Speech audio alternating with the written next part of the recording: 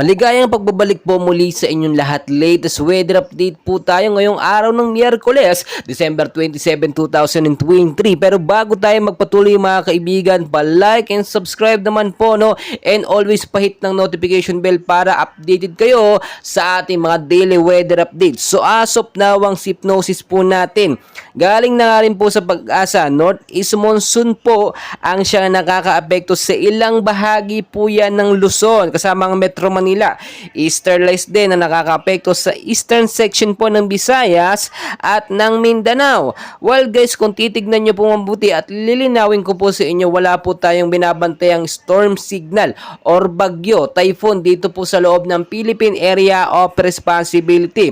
And as of now, very clear po, no, ang ating bansang Pilipinas, wala pong sama ng panahon. But it doesn't mean na wala pong tayong dapat bantayan. So sa labas po ng Philippine Area of Responsibility, ay may mga cloud cluster po tayong namataan na posible nga po maging isang ganap na active LPA. Under observation po yan within 24 to 48 hours. So hindi po tayo dapat maging kampante at magdiwang porkit walang bagyo, no? At ine-expect nga natin itong parating nga po na bagong taon ay posibleng maulan dahil nga po sa localized thunderstorm at mga starlights na always po natin binabantayan na lagi po yung nasa loob, no, or nasa labas ng ating bansa. So tuloy-tuloy po tayo ngayon sa ating weather forecast condition, no?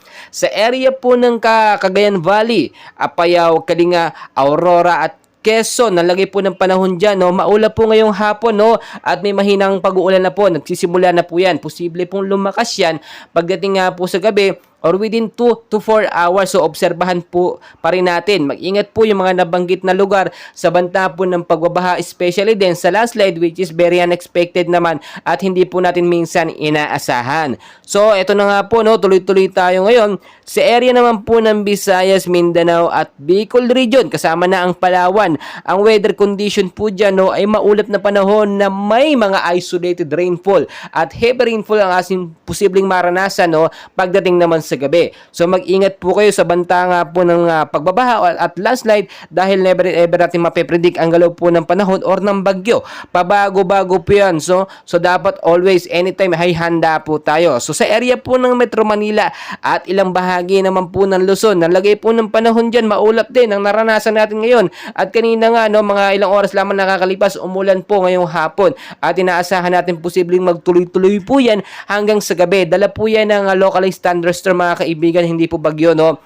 Eastern lights po at Northeast Monsoon po ang siyang nakakaapekto ngayon at nagpapaulan sa ilang bahagi nga po ng ating bansa. Kaya ang sinasabi ko po, kung may mga lakad kayo, especially ngayong hapon hanggang sa gabi, huwag galing magdala po ng payong jacket o kaya naman kapote, panlaban po yan sa bagyo or mga sama ng panahon, no? I mean, yung mga localized thunderstorm minsan, mas malakas po yan sa mga typhoon. Kung natatandaan po ninyo yung nangyari, dito lamang mga nakaraang buwan, no, sa bandang northern at southern Samar, dala po yun ng Northeast Monsoon, shearline, no, at starlights. At ang nangyari po, lumagpas tao ang baha, no? Ibig sabihin, minsan mas malakas pa yung mga localized thunderstorm kaysa sa mga super typhoon or mga bagyo na isang bugsuan lamang. So sinasabi ko po dito, know the weather before you go para always po kayong handa anumang oras at kung saan man po tayo pupunta. At ang sinasabi ko din, no, anumang oras, maging handa kayo dahil never and ever po natin may predict ang galaw po ng panahon ng bagyo. Pabago-bago po yan. In-expect po natin, no,